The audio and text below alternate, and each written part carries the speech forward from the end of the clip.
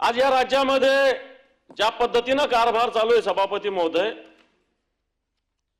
सरकारने मोठ्या प्रमाणावर पीक विमा 1 रुपयात देण्याची घोषणा केली, परंतु सरकारचेच एक मंत्री म्हणतात की 1 रुपया भिकाऱ्याला भिकारी सुद्धा घेत नाही, म्हणजे याचाच अर्थ 1 रुपयात पीक विमा आम्ही शेतकऱ्यांना दिला, मोठा उपकार केला सभापती महोदय। कायदा सुव्यवस्थेचा विषय बघत असताना एक मंत्री, सभापती महोदय आपण महिला क्षेत्रात मोठं काम करता, सातत्यानं आपल्या भूमिका, ठीक आहे काही गोष्टी पटत असतील न, पण तो आपला उद्देश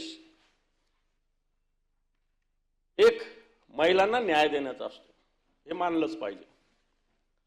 आणि मग असं असताना एक मंत्री एका महिलेला फोटो पाठवतो वेगळ्या पद्धतीचं सभागृहात बोलावं अशातली स्थिती नाही आहे, आणि पुन्हा हक्कभंग दाखल करण्याची धमकी मंत्री देतात सभापती महोदय। महिलाही मोठ्या कुटुंबातली, ज्याचा इतिहासाशी संबंध आहे अशी महिला आहे, आणि अशा महिलांना एखाद्या मंत्र्यांनी असं फोटो पाठवणं, महिलेचं नाव कधीही मला असं वाटतं आपण कधी जाहीर करत नसतो, आणि या महिलेचं खुशाल सगळ्या दिलेलं पत्र वगैरे वेगवेगळ्या पद्धतीनं सोशल मीडियावर हे मंत्री महोदयाचे बगलबच्चे जाहीर करतात। सभापती महोदय, मला म्हणायचं हा आहे की जर कुंपणच शेत खात असेल तर बाकीच्या जनतेनं काय करायचं, आपण लोकांना काय नाव ठेवणार आहे? तर मंत्रीच अशा पद्धतीनं वागत असेल तर मला असं वाटतं आपण काय लोकांना बोलणार आहे? आपल्या राज्याचे गृहमंत्री, गृह राज्यमंत्री सांगतात पुण्यात झालेली जी घटना आहे शांततेत पार पाडली। सभापती महोदय, इथे बाजूला नीलमताई पण आहे, आम्ही सोबत काम केलेलं आहे। मला चांगलं आठवतं कर्जत जामखेडमध्ये, कोणतं गाव आहे ते, कोठेवाडी,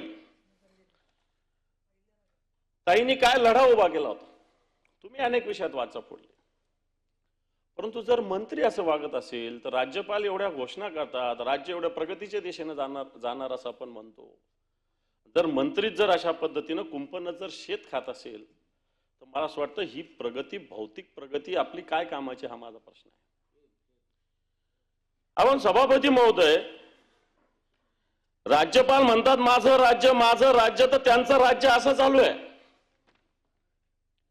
शेतकऱ्याला पीक विम्याच्या नावाखाली फसवणूक या राज्यामध्ये होतीये। सभापती महोदय, माता भगिनी सुरक्षित फिरू शकत नाही, मंत्री वेगवेगळ्या पद्धतीनं मंत्र्यावर काय आरोप होतात, ठीक आहे मंत्र्यावर आरोप होत असतात, आरोप झाले नाही पाहिजे की आतापर्यंत कधी झाले नाही असं मी म्हणणार, पण आरोपाचे प्रकार काय आहे सभापती? अतिशय खालच्या स्तरावरचे आरोप या सगळ्या मंत्र्यांना सामोरं जावं लागतं, कारण याच्यामध्ये सभापती महोदय सत्यता आहे। सभापती महोदय, राज्यपालांनी वेगवेगळ्या विषयाला स्पर्श केलेला आहे, वेगवेगळ्या विषयाला स्पर्श करत असताना महापुरुषांविषयी राज्यपालांनी आपली भूमिका व्यक्त केलेली आहे, महापुरुषांचा आदर करतो या सगळ्या भूमिका राज्यपालांनी सगळ्या सांगितलेल्या आहे। परंतु आज या राज्यपालांना च्या भाषणाच्या माध्यमातून मी विचारू इच्छितो, या राज्यामध्ये कोरटकर सारखे, सोलापूरकर सारखे लोक आणि अबू आझमी सारखे लोक औरंगजेबाचं उदात्तीकरण करतात। सरकार तर म्हटलं होतं की यांना कोर्टात, यांना जेलमध्ये टाकू, कालच मला आश्वासन दिलं मुख्यमंत्र्यांनी या सभागृहात, सदस्यत्व रद्द केलं, ओके, परंतु जर औरंगजेबाचं असं उदात्तीकरण करण्याची हिंमत या राज्यात कोणाची झाली नाही पाहिजे। एक कोरटकर नावाची व्यक्ती, सोलापूरकर नावाचा अभिनेता ज्या पद्धतीनं छत्रपती शिवरायांचा अवमान करतो, पराक्रमाच्या विषयी वेगळ्या पद्धतीनं वक्तव्य करतो, वाटतं यांना अजूनही कोणत्याही प्रकारची कारवाई सरकार, सभापती महोदय अजूनही करत नाही। महाराष्ट्र कर्नाटकाचा उल्लेख प्रवीण भाऊंनी केला, मागच्या 8-10 दिवसापूर्वी ज्या घटना घडल्या महाराष्ट्र कर्नाटक बेळगावमध्ये, सभापती महोदय, वर्तमानपत्रात वेगळ्या घटना आल्या, वेगळे प्रकार वर्तमानपत्र आले, परंतु प्रत्यक्षात तिथले लोक बेळगावचे येऊन भेटले। एका मराठी मुलीला एका कंडक्टरने, कंडक्टरने त्रास देण्याचा प्रयत्न केला, नव्हे त्रास दिला आणि मग मराठी लोकांनी मग मराठी माणूस तो त्यांनी त्या कंडक्टरला चांगला चोप दिला. यांनी हा विषय महाराष्ट्र आणि कर्नाटक केला. या कंडक्टरच्या मागे अख्खं कर्नाटक राज्य उभं राहिलं. त्यांनी अन्याय करूनही एका छोट्याशा मुलीवर त्यांनी असा प्रसंग करूनही त्याच्या मागे अख्खं कर्नाटकाचं राज्य उभं राहिलं. परंतु महाराष्ट्राच्या वतीनं याविषयी कोणती भूमिका मराठी माणसाला पाठिंबा देण्याची सभापती महोदय झालेली नाही. मग आपण हा संयुक्त महाराष्ट्राचा लढा आपण लढला. आज बेळगाव असेल, कारवार असेल, निपाणी असेल, हे सगळे गाव आपले आपण म्हणतो. मग त्या गावातल्या त्या भागातल्या लोकांना आपल्याविषयी ममत्व असलं पाहिजे, आपल्या सरकारला त्यांच्याविषयी ममत्व असलं पाहिजे. परंतु सभापती महोदय या ठिकाणी असं कुठेही झालेलं दिसत नाही.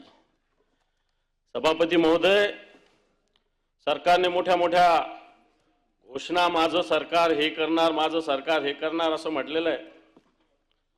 परकीय गुंतवणुकीविषयी सुद्धा सरकारने मोठ्या भूमिका व्यक्त केलेल्या आहे. सभापती महोदय, माझ्याकडे डिटेल्स आहे या सगळ्या विषयातले.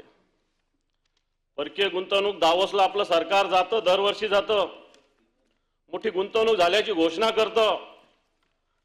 यावर्षी 61 सामाजिक करार आणि धोरणात्मक सहकार्याचे करार, 7 गुंतवणुकीचे 54 आणि विदेशी कंपन्यांबरोबर 11 आणि भारतीय कंपन्यांबरोबर 43 असे एकूण 54 करार झाले सभापती महोदय दावोसमध्ये. यातल्या महाराष्ट्रातल्या कंपन्या 31 आहेत, त्याच्यातल्या 15-20 तर आपल्या या मंत्रालयाच्या बाहेर आवाज दिला तरी जवळ त्यांचे ऑफिस असे ऑफिसेस आहेत. आणि आपण करार कुठे जाऊन केला सभापती महोदय? दावोसमध्ये. या कोणत्या कोणत्या कंपन्यांशी करार केला हे पण माझ्याकडे आहे सभापती महोदय. एक याच्यातला 2 कंपन्या आहे सभापती महोदय ज्यांनी मागच्या वर्षी सुद्धा सरकारबरोबर असा करार केला होता आणि या वर्षी सुद्धा करार केलेला आहे. एक वॉरी एनर्जीज नावाची कंपनी आहे जिने 30,000 कोटी रुपये सोलार उपकरणे आणि हरित ऊर्जेमध्ये गुंतवलेले आहे. ब्लॅकस्टोन नावाची कंपनी आहे जी आयटीची पायाभूत सुविधा देते. मागच्या वर्षी सुद्धा या कंपनीनं एवढंच इन्व्हेस्टमेंट इथं करायचं घोषित केलं होतं आणि या वर्षी सुद्धा याच कंपन्यांनी इथे एवढी इन्व्हेस्टमेंट करण्याचं घोषणा केली. सांगण्याचा मुद्दा हे करार होतात, परंतु या कराराची अंमलबजावणी या ठिकाणी किती होते याचं सरकार पाहणी करतं का, हा माझा प्रश्न आहे. आपण सभापती महोदय, या सगळ्या विषयात सरकार सातत्यानं दावोसच्या नावाखाली डंका पिटवला जातो, परंतु प्रत्यक्षात या महाराष्ट्रामध्ये अतिशय कमी गुंतवणूक येते. अनेक गुंतवणूक या महाराष्ट्रात आलेली गुजरातमध्ये वळवण्याचं पाप मागच्या काळात घडलेलं आहे. सभापती महोदय, उद्योग विषयाविषयी सुद्धा राज्यपाल बोललेले आहे. भूखंड आम्ही दिले 3,500 एकर. सभापती महोदय, काही एक छोट्याशा माझ्याकडे काही याद्या आहे की ज्या भूखंड कोणाला दिले. सरकारने दिले. MIDCचे भूखंड कोणाला दिले पाहिजे? इंडस्ट्रीला दिले पाहिजे, उद्योगांना दिले पाहिजे. ठीक आहे, उद्योगाला सहकार्य करणारे वेगवेगळे विषय, मग पर्यावरणासाठी तिथे भूखंड आवश्यक असतात, एज्युकेशनसाठी आवश्यक असतात, हे मला मान्य आहे. परंतु इथं कोणाला दिले? द्यायला पाहिजे भूखंड, पण ते सरकारने दिले पाहिजे. उद्योग विभागाचं ते काम नाही. माननीय या विभागाने जे भूखंड दिले, नाट्य परिषदेच्या हट्टापायी उद्योग मंत्र्यांनी औद्योगिक पट्ट्यामध्ये अखिल भारतीय नाट्य परिषदेच्या आग्रहाखातर 3 ते 5 एकर भूखंड द्यायचं ठरवलेलं आहे.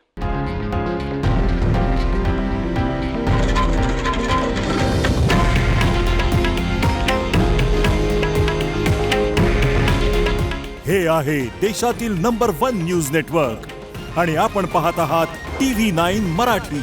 काळजी तुमची, हित महाराष्ट्राचं.